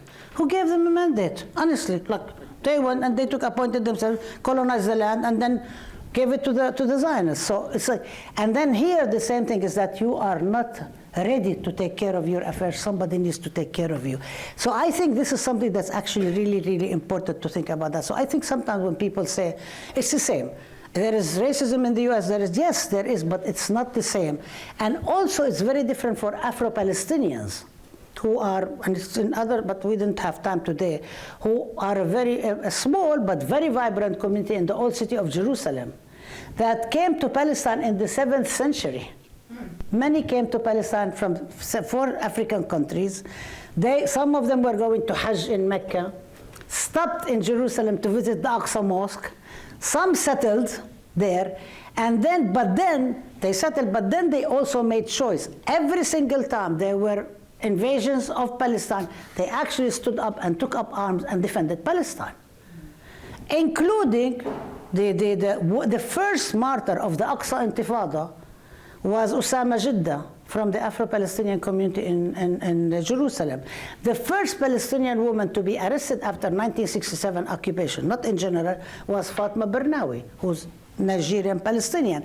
I think these are actually, so there is a very different set. So I'm just saying that it's very hard to lump all of these things together, Afro-Palestinian, Black Jews, all of this all together. I think it needs to be simplified. Now, if we're talking about the Black movement as a radical movement, the way Sister Asante was speaking about, very different situation that there has been historically, she spoke about a lot, so I'm not going to repeat some of the things that she's talking about. But there also has been a lot of solidarity from the Palestinians too. I mean, I grew up knowing Muhammad Ali. But everybody used to say Muhammad Ali Clay, you know, because he actually refused, not only he became a Muslim, so of course he became a huge hero among Muslims in Palestine, but he refused to serve in Vietnam. And for that is kind of, we were in solidarity with the Vietnamese. We were in solidarity with a small country that defeated the biggest country on the face of the earth. Of course we were with the Vietnamese. How could we? Who are we going to go with? With the US? I mean, the same way we also cheered the Algerians and everybody else. So for Muhammad Ali was very well known. And I actually say in one of my articles is that even when Angela Davis was arrested and her picture was on the front page of the paper, my mother said she's framed. Like, my father wasn't paying attention. Why do you think she's black? Of course she's framed. I mean, like, it's supposed to be like a direct explanation, but it had content itself. There is something about the solidarity also. I mean, everybody knows about Ferguson, that when people were, because Ferguson police, the chief of police, the vice chief of police of Ferguson was actually trained in Israel also. So the tactics they use, curfews, they send the tanks or the personal carrier, because you know police departments buy what they call surplus from the military, because at one point people thought that we're going to have a peace dividend, peaceful economy or whatever, but also they use the stuff that is no longer, the army has more advanced things, so they sell them. They send the tanks and they send the water cannons into the streets. They declared a curfew, martial law, and they threw tear gas. And Palestinians, kids knew that. They said, okay, this is what you do. If you get milk, do this, do that if you get shot with tear gas, because we're used to it. I mean, I'm talking about, like, it is understood to be, there is always this kind of solidarity and understanding of other people's repression. This is like, and it's not accidental, not because Palestinians are exceptional or we are like different than other people, have an additional DNA things called justice. No, just like any other people. What happens is that you recognize injustices when you see them that are very similar to you. You recognize when people are getting killed by the police because it looks like Israeli soldiers who are going, and Israeli police who's killing Palestinians day in and day out. So on a basic level, there is recognition. And I think this is also on a basic level, within different sectors of the black community, there is recognition. Of course, there are also other sectors, and we should talk also about that, in the Zionist Christian church, that they believe, that they identify with Israel and so on. We hope one day they will actually realize that this is not really where their interests are. They'll wake up, but more and more people are. But this is the same way also with black. The more, and the movement had a lot to do with it too. The more the Palestinian movement arose and got radicalized, and the more the black movement arose and got radicalized, the more there was solidarity between the two. And if you see the solidarity, where it is coming and where it's happening, like SNCC, you know, Sister Asante talked about that. We actually interviewed, we do a lot of open classrooms, and one of them, we spoke to people who were part of SNCC actually at that time when SNCC was kicked out of its offices in Harlem because they did that statement about Palestine. The Fran Beal, Sam Anderson, Phil Hutchins, they were part of that. The last thing is that I will just speak about one example that maybe in the future we can expand on it a lot. And a lot of people don't even remember it or know about it. Is the statement on November 1st, 1970, that a number of black radicals came together and published in the New York Times a paid ad. And they said a paid ad that was in solidarity with Palestine, But it wasn't just in solidarity with nationalistic Palestine. There was complete analysis about Vietnam, about Zimbabwe, about South Africa, about Cuba, about Puerto Rico. I mean, everything. There is so much, this huge analysis, like the document in itself can be a course by itself. And solidarity with Palestine, and also cited several sites from Israeli and anti-Zionist Jews in the US, saying that being anti-Zionist is not the same as being anti-Semitic. I mean, they covered it all. The document is amazing.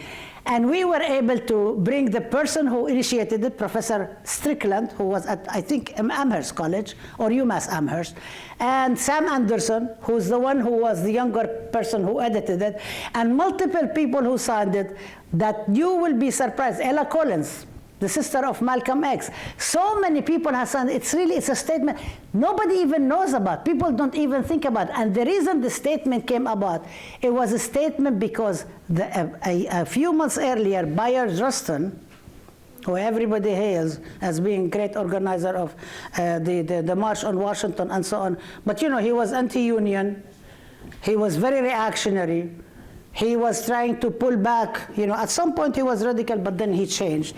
And he had put a statement with a few figures, black figures, including, unfortunately, Shirley Chisholm, unfortunately, to support Israel. So all these black radicals who were actually from SNCC, Black Panthers, different parts, they came and they put this statement. It's an amazing statement. I invite you all to read it, and I invite you all to attend. Go to Ahmed Studies at SFSU on Facebook. Don't look at our site at the university site, because they changed the whole thing. They even removed the Arabic. It doesn't have anything useful. But on our Facebook page, on Instagram, on Twitter, and Teaching Palestine, we have all the open classrooms. They're all available. There is several huge series that we have honoring and talking about the links and actually analyze them and being very critical about what is it that we work about, what is it that we don't work about. And that also happens during the prisoner delegation. That was the first one, 2016, to Palestine. The Indigenous and Women of Color feminist delegation with Angela Davis and others, which was the first also one to Palestine and so on, happen again and again and again. And it's very hard to actually, like, I'm seeing you and I'm ignoring you for a minute, okay? Because I didn't get enough time to speak in my thing. But I just want to say that it's very difficult. I don't think it's useful to actually just put collapse the two contexts onto each other and say everything is exactly the same. Everything not is exactly the same. The tools, the mechanism, the repression, and so on, of course we recognize it.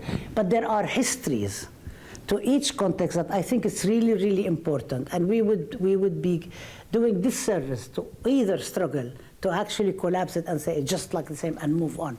We need to do the work. We need to be intellectually engaged in the intellectual labor, understand. And I'm not saying that because I'm an academic, because I'm also an organizer and an activist, because we need to understand why we're doing what we're doing.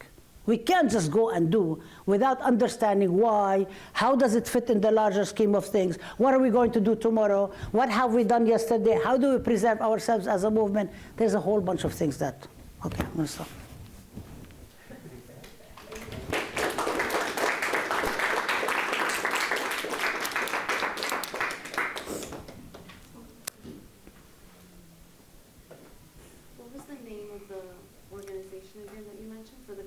Oh, it's Ahmed, A-M-E-D, at SFSU. It's on Facebook. Go on Facebook or YouTube. Don't look at San Francisco State site. I mean, Facebook shut us down, and the university wanted us to shut down because they don't like our radical stuff. But it's available. We have it all the videotapes are there. And you can also sign up, because we're going to have a huge event, by the way, with Loki and Ahmed Ka'bour. We already have them all. Yeah, they're all, we're just trying to figure out the time when we're going to have them. They already agreed. So we always do things about women prisoners. Yeah, they're all available. So please look at them, and you can sign up and check them. Last question. Someone has a question for Asantua. They asked, can you please speak to the issue of Africans in America who say Palestine is not our problem in America and are being ignored? Our problems in America are being ignored. That question Some Africans say that we shouldn't be concerned about Palestine. Is that what we're saying? Yeah. Has that African ever heard of Mama Fatima Banawi? Yeah, yes. Then what are they talking about? If you know the story of Fatima Banawi, you would not ask that question. If you care about justice for all, everybody and the planet, you would not ask that question. I'm not Palestinian, I'm an African. But I see the confusion that Zionism causes African people. For example, and I'm gonna be real with you, why we got all these Negro Zionists running around here? Reverend Al Sharpton, Reverend William Barber, Congressmember Raphael Warnock. The students in Atlanta just had a silent protest at his church 3 weeks ago. Yeah. Right? They all worried about AIPAC. They all worried about, you know, all right, master, you want me to jump? How high? If you see what is happening in Gaza now, that is not the question you should be asking. What I see happening in Gaza now look like what they used to do to us a couple of hundred years ago. We know genocide. We know genocide when we see it. So how are we going to have these Black folks, Stacey Abrams and Bakari Sellers and all these other folks, you know, yapping around for AIPAC, right? When the Zionists are bombing churches in Palestine the way they bombed churches in the South 40, 50 years ago. Who wants to publicly say stupid stuff like that? Right? I know that kind of thing is out here. I know that. But the folks like that don't come around me anymore. They know I'm not having that anymore. How can you see a church be bombed in Palestine and say something silly about, well, that ain't about us and yada yada? I care about justice for everybody. And what we're doing now, what we're seeing now is we got these young people protesting in churches. You know, Black folks don't protest in a church. We don't do that. But it's a new day. We getting ready to roll up on a lot of people. Hakeem Jeffries, Gregory Meeks, you know? So, you know, it's a question of justice, right? And I don't have to be, you know, straight up Palestinian to understand that. I want the confusion to stop. I want the murder of the Palestinian people to stop. I want to continue to look at all these connections, because any repressive regime you can name in Africa, you can best bet Israel gave them the guns. Can we talk about Paul Kagame, right? So we just need to continue to, you know, study these things, be very diligent in our political education, join an organization where we're meeting people and working with people. They're getting ready to have a People's Conference for Palestine in Detroit on Memorial Day weekend. I'm looking forward to that. I hope I get to go, because now is the time we're having all kind of political activity to really show that we're willing to fight against Zionism in all of its political and theological manifestations, because we still got that problem too. You hear the word Zion, right? The word Zion is in the Bible, yes, but Zion in the Bible does not mean you steal somebody else's land. Jesus wasn't a Zionist, right? So there's all of these kind of things that we need to struggle with. But for the person, anyone thinking, any African person having that kind of question, I don't know. What are they talking about? Are they in an organization even? So yeah. Unfortunately, that's all the time we have. Thank you again for coming out and sticking with us. Yeah, so I want to say thank you to Dr. Rabab, thank you to Santua, and thank you to John, who had to leave out early. We really appreciate you coming out to our Mount Vernon to Palestine teaching. we're gonna try to host different events throughout the year and in the future. So please stay on the lookout. If you haven't signed in, I know there's gonna be an announcement, but if you haven't signed in, please leave us your contact info and let us know if you wanna be, stay in the loop of what we're doing. And we also have a lot of information, so just start picking stuff up.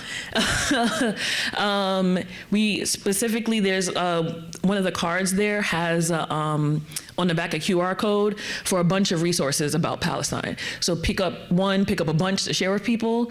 And we also have an announcement, so Dale, if you want to come up. If you follow us on Instagram, you will find all of the information, Westchester for Palestine. I wish I could have got the flyers with me today, but it just didn't happen. But yeah, thank you all for showing up, and thank you, speakers, again.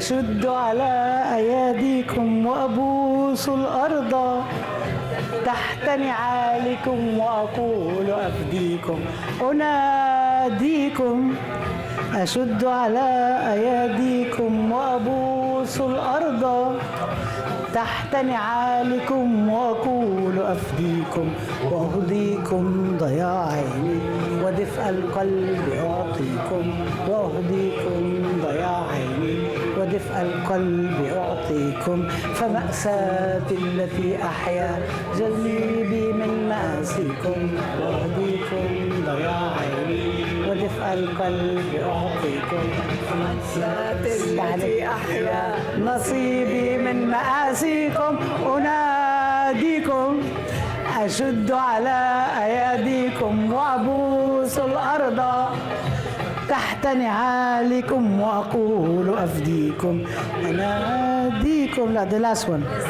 على أياديكم وأبوس الأرض تحت نعالكم وأقول أفديكم أنا ما كنت في وطني ولا صغرت أكتافي أنا ما كنت في وطني ولا صغرت أكتافي وقفت بوجه ظلامي يتيما عاريا حافي أنا ما كنت في وطني ولا صغرت وقفت بوجه عدنامي يتيما عاريا حافي أناديكم